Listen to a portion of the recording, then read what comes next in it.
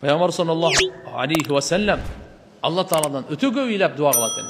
Өзү бу дүйнө ыйлай турган дүйнө да. Тиги дүйнө күлө турган дүйнө. Бул жакта ыйлабаган тиякта ыйлайт. Бул жакта ыйлабаган, тиякта ыйлаган, охо.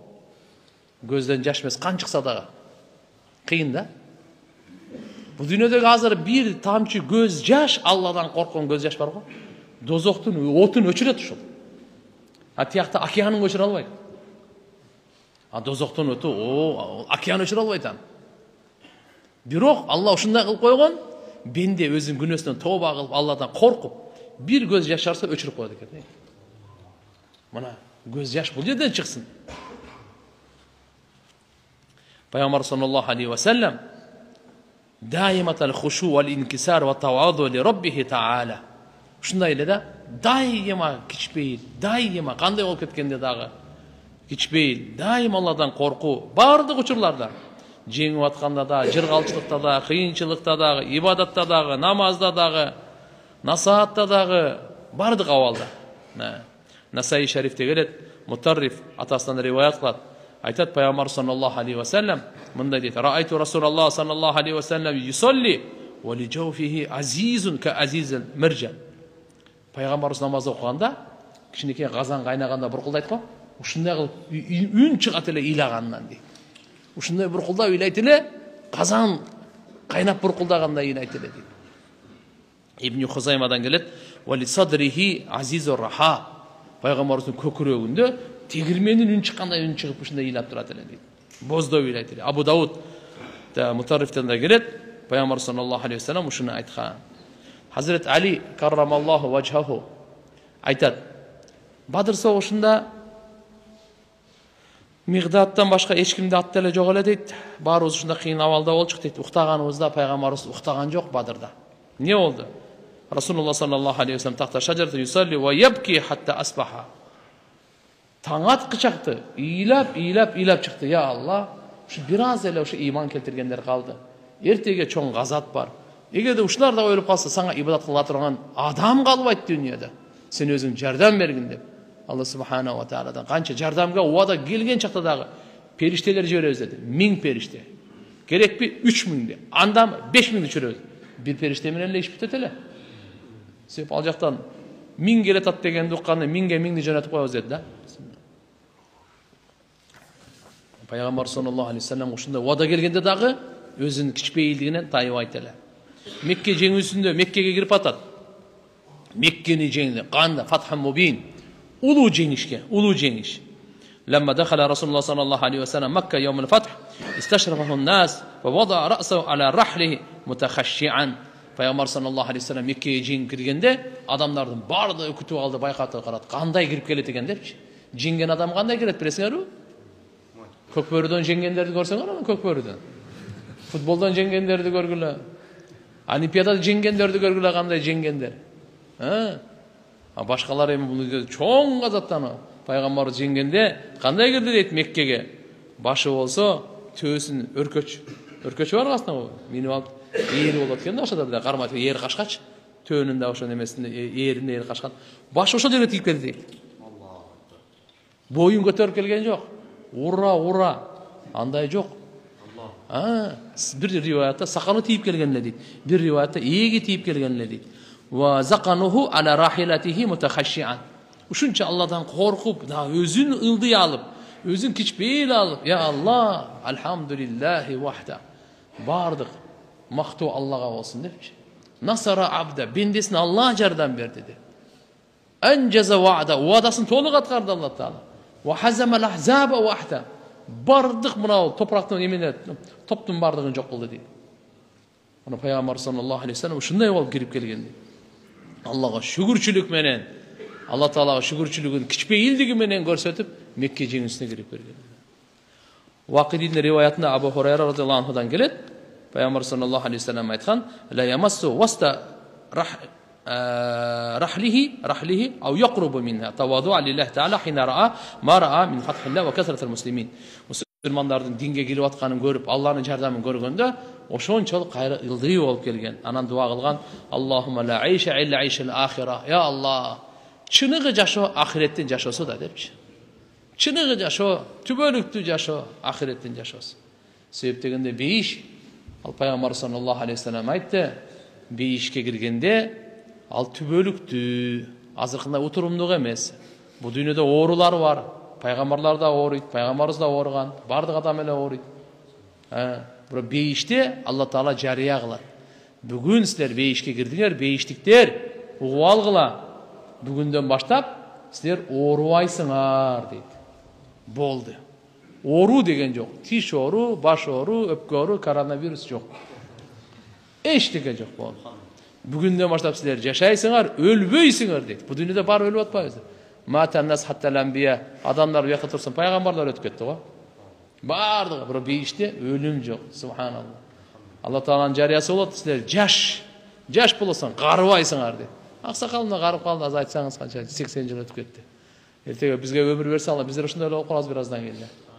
Тырышат, бел, кулак жакшы укпай калат, көз жакшы көрбөй калат. Ар жерден каарлык кичине эле 70-80 ичинде эле барып бүтүп каласың.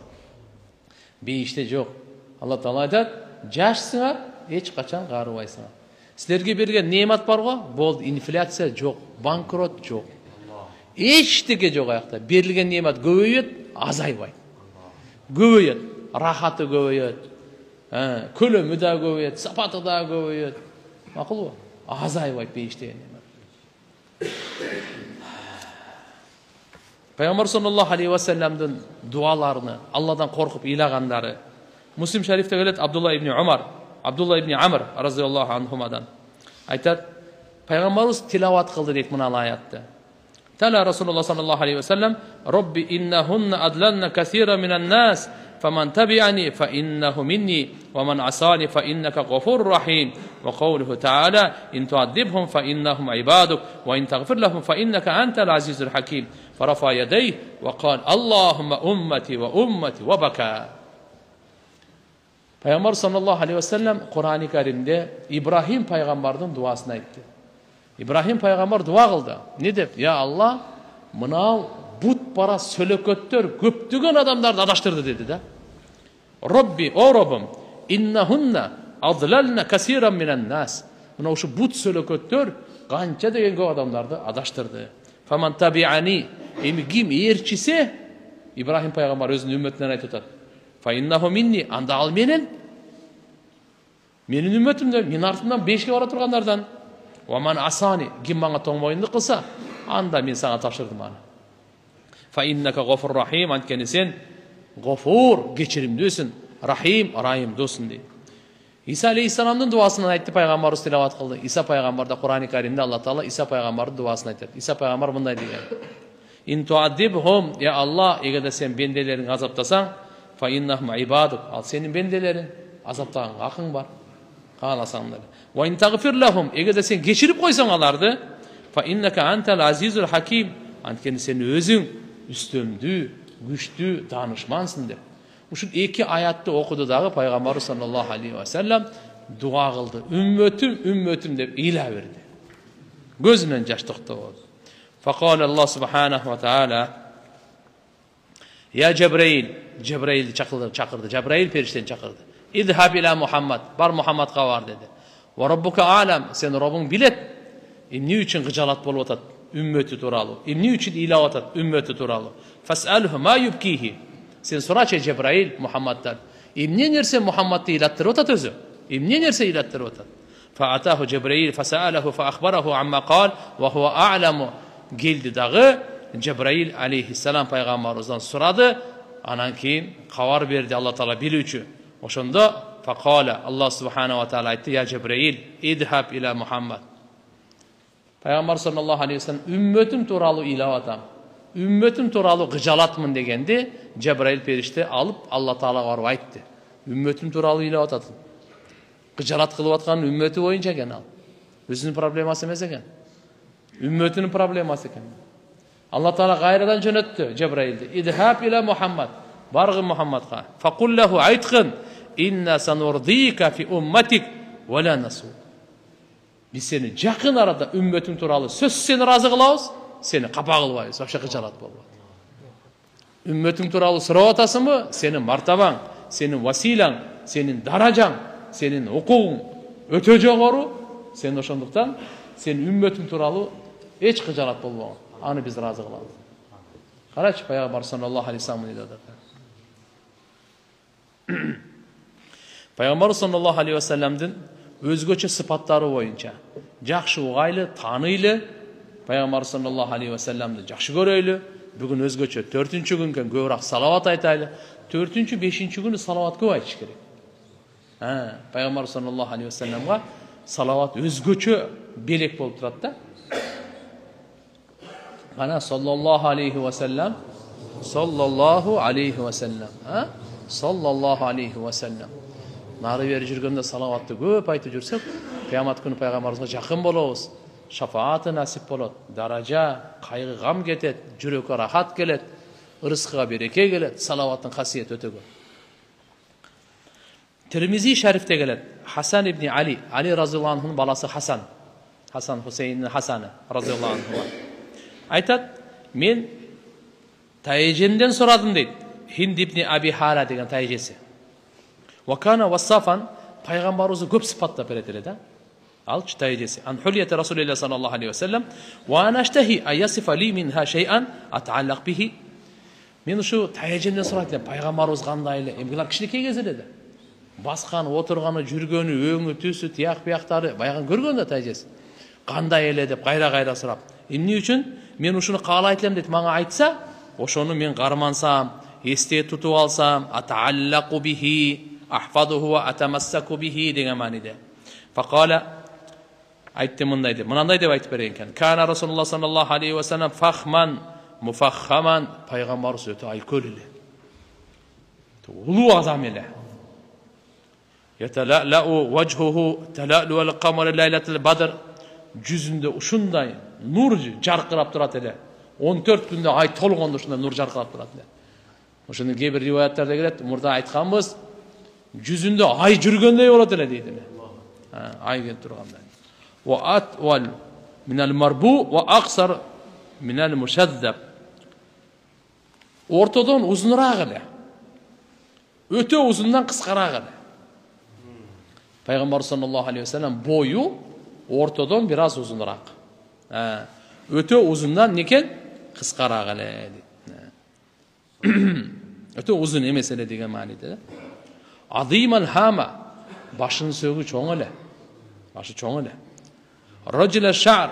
Çaçı biraz tarmalırak ele. Safsem tüz emesele. Öte ele küdrevi mesele. Biraz tarmalırak ele. İza infarakat akikatuhu farakaha ve illa fala. Peygamber sallallahu aleyhi ve sellem çaçı böyle. Oşa çaçın giyede ikiye bölüp koyatlı. On jaka sol jaka. Özü bölünse. Bolsa bölünbeydi. Öyle değil. Yücavizu şa'ruhu şahmata uzunayhi idha huwa waffarahu. Kaçan çaçın taştaganda buna kulaqtın jumşağına çeyin gelet dedi. Nereye çeyin? Uzun ele. Şöyle çeyin gelet dedi. Adharal lawn cüzü nurlangan ele, vasi'al cebin peşinesi keng ele, azacil havacib kaşı olsa Peygamber sallallahu aleyhi ve sellem'deki niçki kara kişine mınday tüp düze mesele ne de koydu mınday azmaz ya kavuşta koydu iyidirek sebepten ve canı kınday var go takavvus deb aytıptır şunday bolat dedi. Sawabiq fi gayri qaranin Peygamber sallallahu aleyhi ve sellem'deki kaşları toluk bolçu, kara, nişke, cana eko birikpeyt ele deydi. Eki kaşı bir mesele deydi. Eki kaşı birge mesele deydi. Baynahuma irqun, eki kaşın ortasında tamır var ele deydi. Eki kaşın ortasında tamır var ele, yudirihuna qadap, gede açılanıp kalganda, şu kiçine tamırı bayağı göğüp çıkıp kalap ele deydi asmaz. Aqnal irnayn, murundun üstünkü jağı kiçine biğirek ele. Kırdu ele. Lahu nurun ya'luhu. Bu şeyde nur çıkıp duratla bunday görünüptü. Yahsabuhu man lam yeta'ammalhu aşam. Öte biğikte görünüp, bırak bunday oylanıp görsen anday emese biğikte elemez. Biraz biğirek bolçu deydi de. Kassul lihya sakalı koyu bolçu. Uzun bolçu. Sahlar haddayn iki cüzü olsa beti iki beti çıkpayt ele. Tokunu girip durgan ele. Japı sırağı ele deydi. Zali al-fam, ozuda kenen ele, kiçinike mesele. Mufallajul asnan тиштери болса, бардығы тегіз бірінің үстіне бірі шыққан емес. Бардығы асты үсті пайғамбар саллаллаху алейхи вассалам тиштери кенен ушундай тегіз болчу. Дақиқал масруба дегени көкіректен киндигине чейин ушундай узун бир түк бар эле. Көкірегинен киндигине түшкөн калың эмес эле дейт. Ушу ничке түк бар эле. Каанна унуқаху жиду думят фи сафаил фиддати. Мойну болса пайғамбар саллаллаху алейхи вассаламдыкы аябай чырайлуу болчу. Өтө узун, өтө кыска эмес, өтө жон, өтө ничке эмес. Анан актыгында күмүштү аябай тазалап койгондо актайы кудум ушундай болуп турат эле. Муътадил халк бардык мүчөлөрү өзүнүн жайында эле. Орто эле. Бадинун мутамасикумун дейт. Бунун мааниси пайгамбар саллаллаху алейхи вассаламдын мүчөлөрү толук болчу. Бышык бекем эле, бош эмес эле. Ар бир мүчөсү толук эле. Этке, тарамышка, күчкө толук эле. Риваяттарда келет, бир пайгамбарда 40 бейиштик эркектин күчү болот. Ал эми бир бейиштик эркектин күчү бу дүйнөдөгү 100 эркектин күчүнө барабар. 4000. Ким күрөшөт эми? Меккеде бирөө чыккан, кыйын күрөшкөн, эч далы жерге тийбеген. Кой десе болбойт, кой десе бол. Иман келтирем деген мейли деп пайгамбар акырын кой берет, чыгытып койду. Ал ойлоду окшойт, случайно окшойт деп. Кайра да күрөшөйүн деди. Жыгылган жерге тойбойт дегенде пайгамбарыбыз дагы жыгып койду. Yani 4000 kişinin güç olsa kim var? Turatay. Da kettik. Aytat savaun al-batn ve sadr. İçimine kökürüğü bir ile. İçimine kökürüğü bir. Tüptüz. Kökürük bir yakta bulacak. Balkon tiyakta anday emez eken de. Anday mesela. Kökürüğümen içi bir ile değil. Buna erkekler şunday kılışımız gerek eken. Hiç salgan yakşı emez eken. Hiç salgan yakşı emez eken. Barız oylanıp içine karışığız gerek. Aytat, aridul sadr, kökürüğü keng ele. Ba'idun ma baynal mankiba ekini kenem olcu. Zahmal karadis deydi. Zahmal karadis degeni, oşo başı bardık müçölörü söğüktü olcu. Çoğun bolcu söğüktü, bardık müçölörü. Tizeleri, muğundarı bardığı. Anvalul mucerred, Peygamber sallallahu aleyhi ve sellem nurlanğanı, mavsulun ma baynal lubbati ve surrati bi şa'rin yeclikal khat. Azır qaytqanday, mınal жерден şu akır yemeğe düşöt ele, gindike çeyin şunda linye var ele, ariyasad-dayn wal batn mimma siwa zalika. Biroq buna iki kökürük bargo, oşol jerde tük jok ele. Kökürüğün üstü jagında biraz var ele. Bunu eko'nun üstünde, eko'nda jok ele. İçinde dağı tük jok ele. Aş'ar zira'in, iki bileginde tük var ele, wal mankibayn iki yiyinde tük var ele. Ali sadr kökürüğün üstünde. Tavir zandayn iki bilegi dağı çoğun ele. Rahber rahati alaqanı toluq ele. Ve şasnul kaffayn al qadamayn iki putu dağı alaqanı dağı etke salmaqtu ele. Sayil atraf av qala şayil atraf bardığında. Khumsanul ahmasayn deydi. Maytapan emesele. Bu putunda jerge tigene bunu tiyip alga çekelerçi. Жоқ, андай емес. Масихл қадаман янбанхума ма, үстіне қойса су тоқтауы алып кетеді. Иза зала қилаан, жерден пұтын көтеріп басқандачы, жерден сүдіріп баспайтын, көтеріп басады. Мынандай жерге мында сүдіріп айтты. Пұтты көтеріп, жерден тартып алады. Қойғанда ақырын қояды, тартқанда күшіменен көтереді. Пұтты көтергенде күшіменен көтеріледі, қойғанда тақылдатпайды. Ақырын не қойғанда. Пайғамбар саллаллаху алейхи ва саллям шундай алады. Яхту такоффиян deydi. Бұл дегені басқанда мынандай чалқалап айтты. Алды жаққа кішіне иіліп біраз бұндай қылып басады. О ямши хаунан жеңіл басады. Пайғамбарымыз. Манisi изамаша ярфау риджлайхи анил ард би қуатин жеңіл басқанды қандай? Жерден көтергенде күшменен бұтын көтереді дейді. Екіншісі вадахума алал ард вадахума би рифқин қойғанда жеңіл қояды. Көтергенде күшті көтереді. Ушул басқанды пайғамбарымыз өзін тоқтоо алып басат эле вакар менен Bunu Allah Taala Kur'an-ı Kerim'de ушундай баскандарды мактаганда мындай дейт. Ibadур Rahman аллазина ямшуна алал ард хауnan. Allah'ın süykümlü bendeleri жерде басканда ушундай басышат.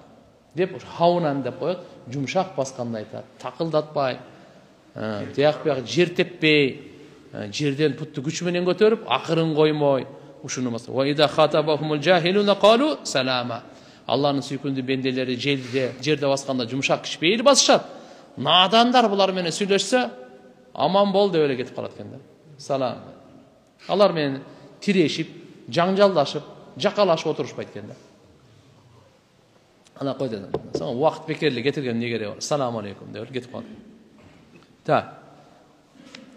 Zari al-Mishya. Bu Zari al-Mishya degeni Peygamber sallallahu aleyhi ve sellem qadamды жакын-жакын койбойт экен. Кенен атайлап чоң-чоң кадам таштабайт эле. Бирок басканда ошо чоңураак кадам таштап басат эле дейт. Ида маша кааннама янхатту мин сабабин басканда жогору жактан түшүп келаткандай сезилет эле дейт. Мисалы кичине бийирээктен түшүп басасың го, кандай келесиң? Түз жолдо да ошондой рата мындай басат эле дейт да. Ва илтафата жамиан. Эгерде бурулса, толугу менен бурулат эле. Толугу менен. Жөн мой башымдан эле буруп койбойт эле. Бул жактан бирөө чакырды да, мындай кылбайт эле да. Бул жактан чакырса, мына жак мен азыр мулардын баарын эме кылып алыпмын. Толугу менен мындай бурулат эле.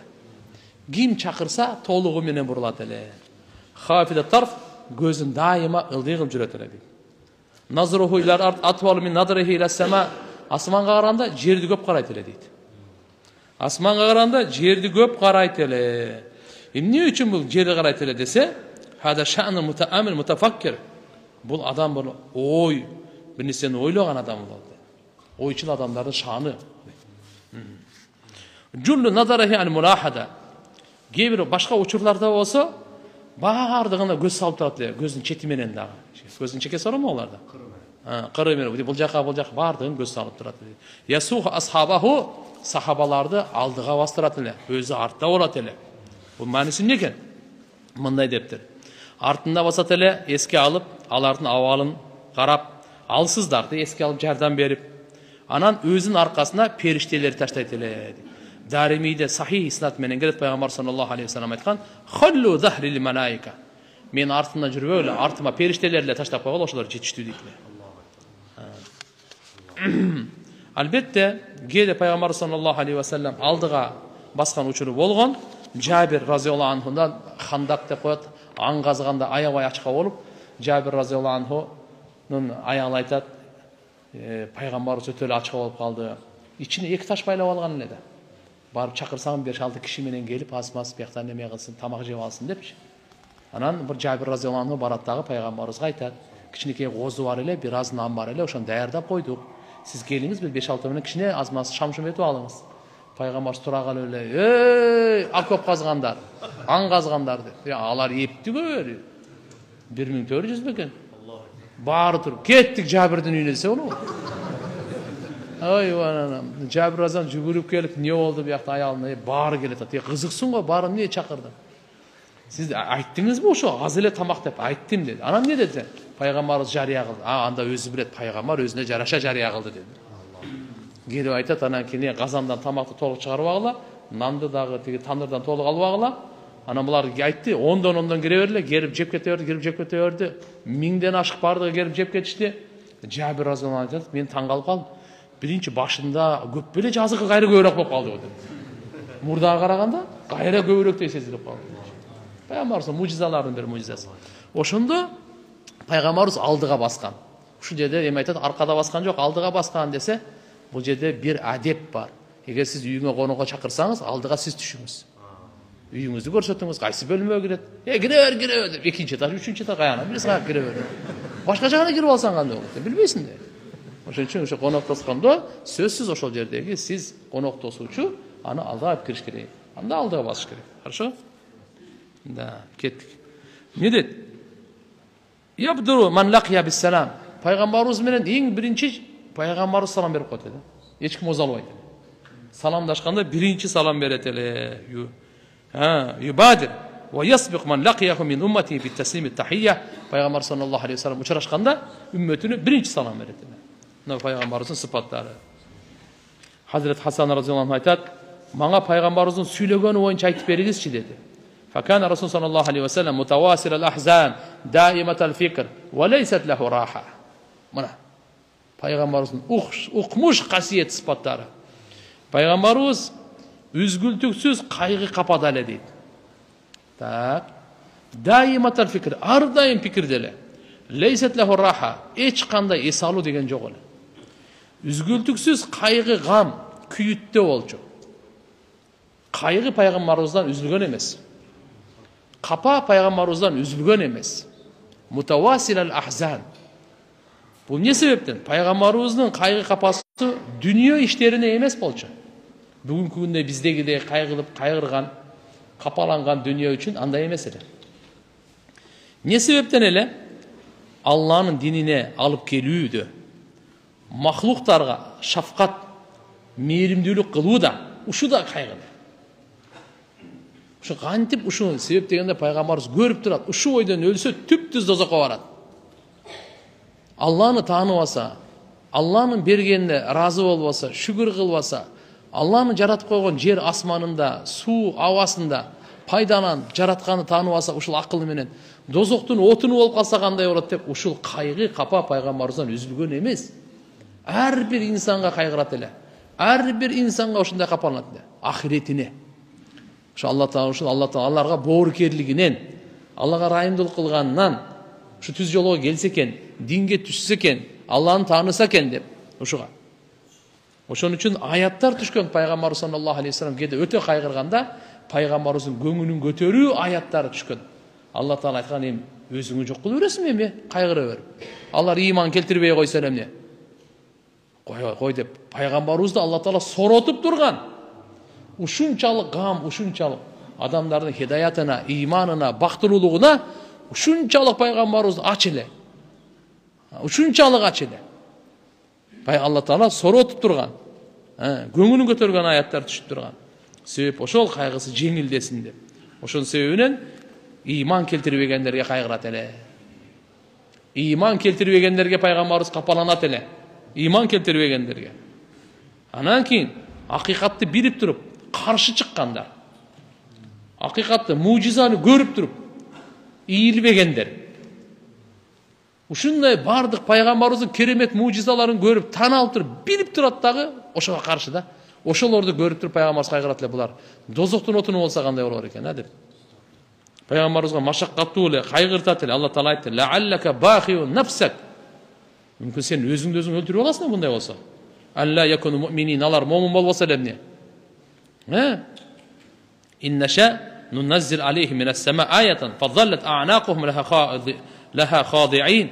Ey Muhammed, эгерде биз кааласакчы, асмандан ушундай белгиди чүрүп коебуз, жөн эле моюн сунушат. Сенин мойнуңда жеткирүү гана. Сен көп демей болбо. Ва атиуллах ва атиур расул фа ин таваллайтум фа иннама ала расулина ал-балагул мубин. Аллага баш ийип жашагыла, пайгамбарга баш ийип жашагыла. Эгерде 100 үйрө турган болсоңор, анда биздин пайгамбар Мухаммад алейхиссалам мойнунда ачык, айкын, түшүнүктүү гана жеткирип коюу гана. Нар жагынан аласыңарбы, албайсыңарбы, силердин ишиңер. Кабыл кыласыңарбы, кылбайсыңарбы, силердин ишиңер.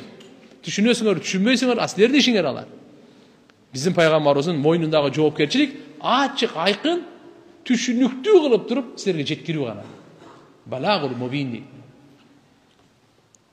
Faman kafara fala yahzunka kufru. Kim kafirlik kılsa, anın kafirliği sizde kaygırtmasın dedi de. Sizde gıcanat kılmasın anın kafirliği. İleyne marci'uhum. Allah'ardan kaytıp geliyorsa bizge. Fanunabbihum bima amilu. Kılgan amalların bardan kavar berebez dedi. Birisinden kaltırbay, emni işleri kılgan bardığın kavarın berebez dedi gayra. Fala tathab nafsuk aleyhim hasarat. Özündü Allah'a oşunda ökün içine alıp arıp durup özündü uğratpağın. Dep Allah Taala'nın tarafından sorotu ayatları, göngül götörü ayatları, tasriye ayatları düşüp turat ele de. Aytat le innallahu alimun bima yasnaun. Allah ne kılgan Allah bilip turat bardığın. Ve la tahzan aleyhim ve la takun fi dayqin mimma yamkurun. Sen alara gıjarat kaygırwagın. Jana Allah sana aylamalı kıltatko, buga kısılwagın deydi. Buga kısılwagın deydi. Bul bir sebebi. İkincisi Peygamberimizin kaygı kapalığı, üzgültüksüz bolğan da bir sebebi. Munafıktardın Munafiqtардын кыянаты. Тилинен исламды кабыл алат, жүрөгүндө куфур. Пайгамбарыбыз ушуларга ушундай кайгырат эле да. Азыр деле биз ушундай болуп атпайбызбы? Жакын досум деп коет, анан тилинде таттуу, жүрөгүндө уу дейт да. Мынандай достордон Кудай сактасын да. Ушундай адамдардан досор. Тили менен досум, күйөм, жанымы берем, жүрөгүндөчү уу, зар. Мындайлардан сактасын да. Мунафыктык, эки жүздүүлүк, алдаганы, алды билип турат, ушунда мен баары бир алдайм депчи. Ошондойлордон анан кайгырат да. Анан кыжанат болот да. Адам баласы. Allah aytat: "Ya eyyuhar rasul, la yahzunka allazina yusari'una fil kufr. Min allazina qalu amanna bi afwahihim wa lam tu'min qulubuhum." Seni ana kufurlukka жүгүрүп киргендер сени эч качан кыжалат кылбасын дейт. Шашып баргандарчы, момундар. Алар болсо тилдери менен иман келтирдик, жүрөгүндө иман жок. Тили менен айта берет, жакшы сөздөрдү, чырайлуу сөздөрдү айта берет. Жүрөгү өлүп калган. Жүрөгү өлүп калган. Кыямат күнүнүн белгилери деп айткан. Кийингендери жануарлардын шкура, мынау эмелерди, кожаларынан, укмуштарын кийинет, ички дүйнөсү иттен өлүп калган иттен да сасык болот деген. Өлүп калган иттин жанында отурсаң болобу? Отура албайсың да. Кичине мышык чычкан өлүп калса отура албайсың, өлүп калган иттин жанында кандай отурасың? Өлүп калган иттен дагы бунун жүрөктөрү сасык деген да. Кимдерди экен аке мына кыямат күнү? Кийингеничи кандай нерселерди кийет? Мен деген баалуу ушундай кожандай жануарлардын кымбат баалуусын кийип, жүрөктөрү мындай болуп калган дейт. Дагы ушуну себеп пайгамбар саллаллаху алейхи вассаламдын душмандарын айткан сөздөрүнөн дагы. Пайгамбарыбыз акыйкатты алып келди. Алар эмне дейт эле? Сахир дейт эле. Сыйкырчы дейт эле. Мажнун дейт эле. Бул жинди болгон дейт эле. Алиязу билlah. Пайгамбар саллаллаху алейхи вассаламга ушундай жаман сөздөрдү айтат эле. Шаир бул акын дейт эле. Мындайлардан дагы пайгамбарыбыз кыжалат болот эле. Кайгы капагысын үзүлбөгөнү ушул. Алла Таала айтты: "Фала яхзунка каулухум, инна нa'lamu ma yusirruna ma yu'linun." Ey Muhammad, алардын сөзү бар го, көңүл бурба. Сени кайгыртпасын. Биз алар эмне кылып биз билебиз. Эмне жашыруун кылып аткандарын дагы, ачык кылып аткандарын да бардыгын билебиз. Сен кайгырба dedi. Вала яхзунка каулухум, иннал иззата лиллахи жамиа. Алардын ар кандай сөзүнө сен көңүл бура бербе, аларга кыжалат боло бербе. Алла Тааланын колунда бардык иззат, авир, авторитет, бакыт Алланын колунда dedi. Экинчиси даиматал фикр. Пайгамбарыбыз даиматал фикра, ар дайым ушу пикир үзүлгөн эмес да. Канткенде ушулар оңолот. Үммөтүмдүн иши канткенде жашоосу оңолот. Канткенде дүйнө ахиретте бактылуу болот. Ошондуктан пайгамбарыбызга рахат жок эле. Өзүнүн үммөтү ушуларды оңолсо экен, жакшы жашаса экен, бактылуу болсо экен, дүйнөдө дагы ахиретте деп пайгамбар саллаллаху алейхи вассалам дайыма ушу пикирде болчу. Ушул пикир, ушу кайгыгамда пайгамбарыбызда рахат жок эле. Лейсат лаху раха. Эсалуу деген пайгамбарыбызда жок эле. Тавил сакт. Пайгамбар саллаллаху алейхи вассалам сүйлөбөйт эле. Тавил сакт деген көп унчукпай жүрөт деген сөз. Ва ятакалламу би жавами'ил калим. Ага чейин. Ла ятакалламу фи гайри хажатин. Зарылчылыксыз сөз сүйлөбөйт эле. Dünya ahiretke paydası yok bu, андай сөздü. Вообще söylebeydi. Жомок, аңгеме, өткөн ар нерселер бар го бизде, афоризм немелер. Эчтеке bunlarni айтпайт. Зачем ага убакыт кетири? Кажет жок, сүйлөбейт эле. Пайгамбар саллаллаху алейхи вассалам үммөтүнө ушуну үйрөткөн: "Мин хуснил исламил мар таркуху ма ла яни." Мусулман адамдын чырайы пайдасыз нерсени таштоодо. Максатсыз, пайдасыз, дүйнөгө дагы пайдасы жок. Dinge dağı paydası yok, ahiretke dağı paydası yok nerseni taştıodu, Müslümanın çırayı uşu ken. Bolbosu bizim çırayı payda olmaydı. Bizge kaçan çırayılık payda olur? Bekir işli taştaylı, bekir sözlü taştaylı, bekir jomoktu taştaylı, paydalı sözde gana söyle şöyle. Geliyle. Dünyada paydalı bu, üyülüğümüzge mana paydalı bu, oşa söyle. Bayağı Sakrat'ın bir söz aytıp kaldı mı? Bir söz söyleyin degen eken de. Tak toktap dur dedi. Ha? Şu sözü söylese bana payda olsa yok, sana payda yok. Söyleve öyle koy dedi.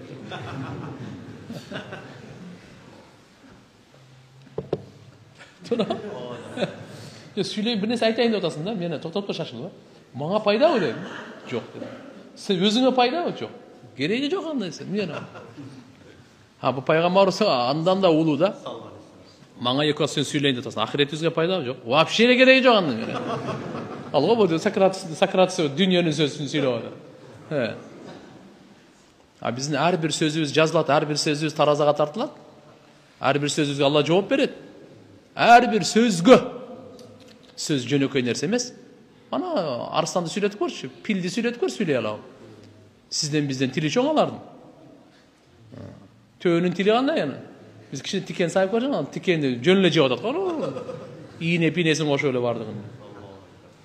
Бізден мұнда кішіне инсандың тілі. Бұл ақылдан шығып атқан тіл. Аларда сезімден.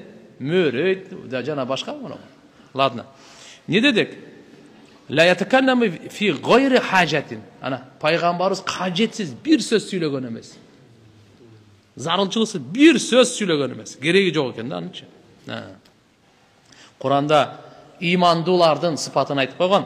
Vellezina hum anil lagwi mu'ridun. İmandı baktılığı adam Müslümanların sıfatı kaysı dese, ana lag bekar söz bekar işten yüz yürüçüler. Bekar söz bolota, ağa barbayla koyun.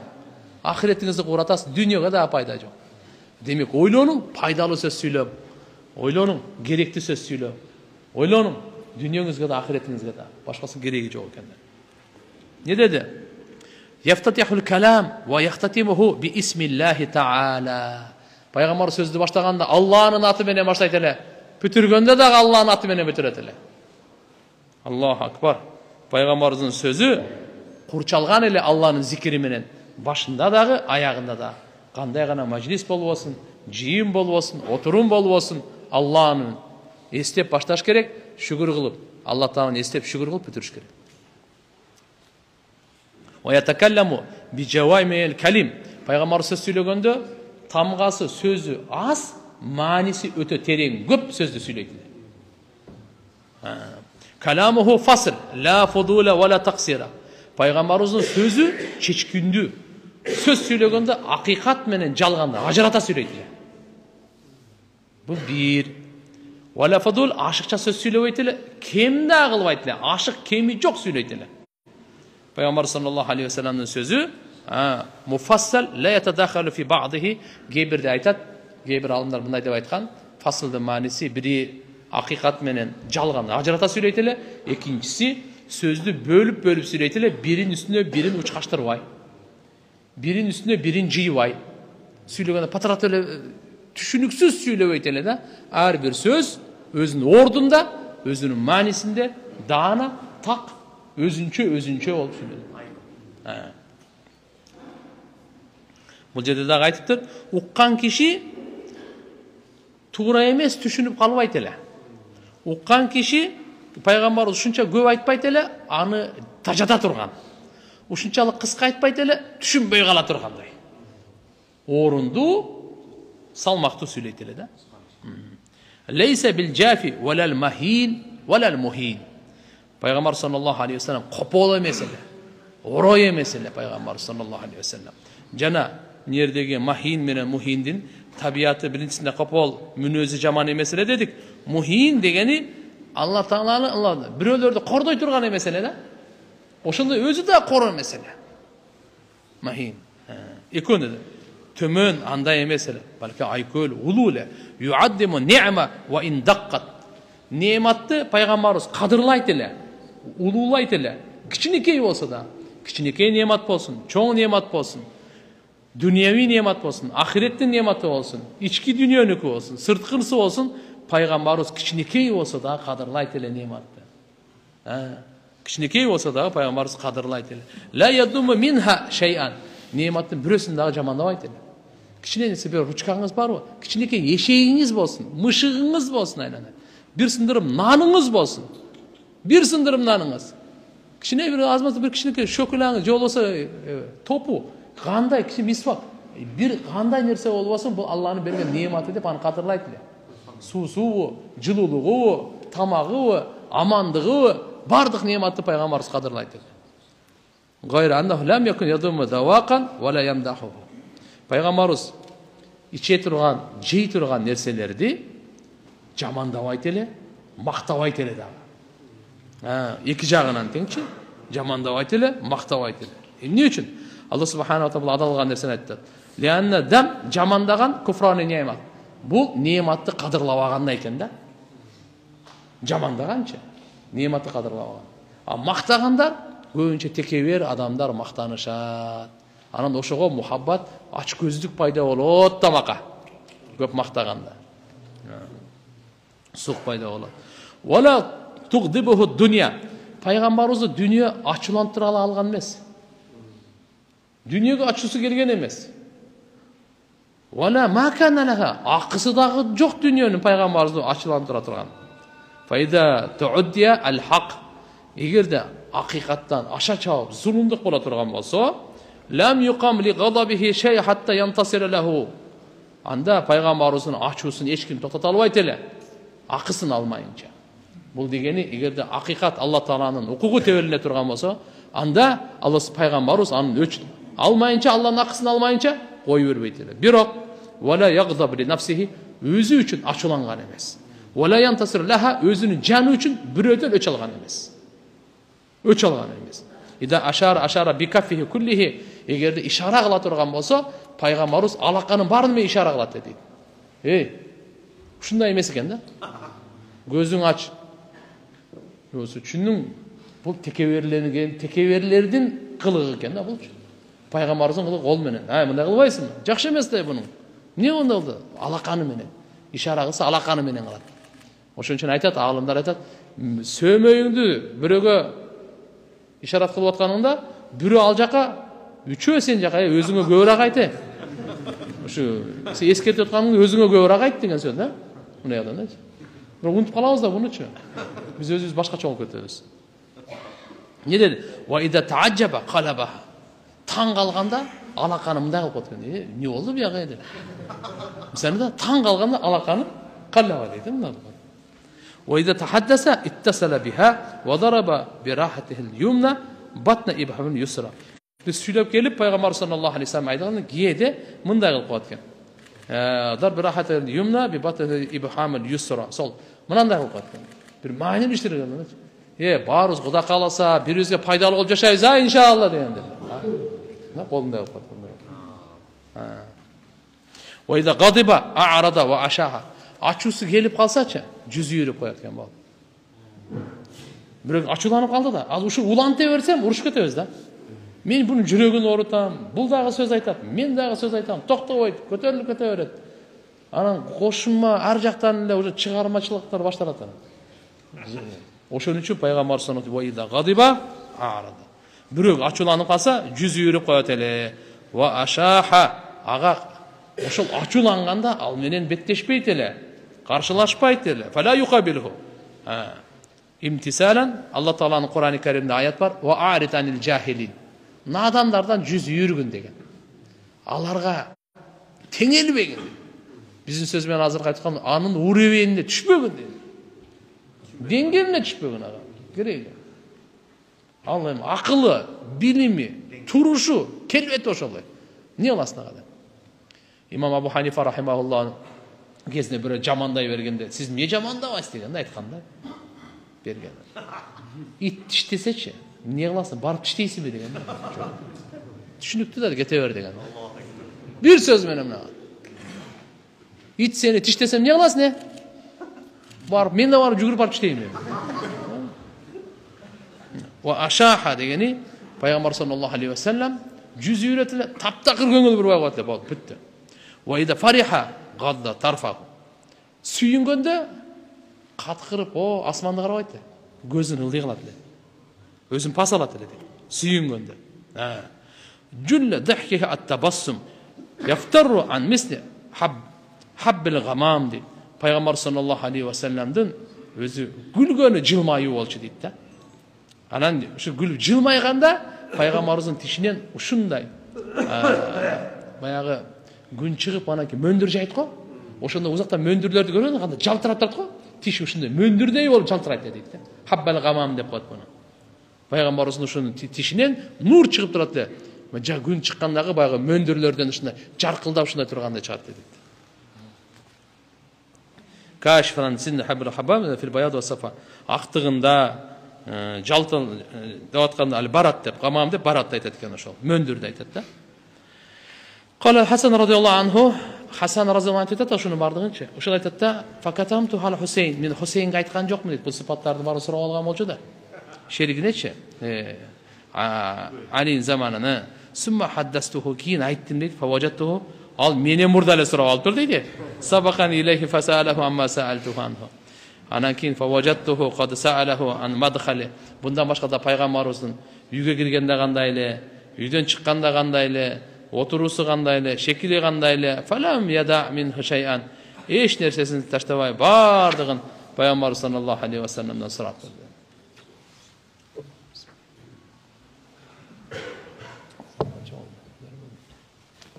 Демек, урматтуу мусулман бир туугандар, мынакей пайгамбар саллаллаху алейхи ва салламдан канча илим, канча насаат, канча баалуулук буларды алайлы, карманайлы.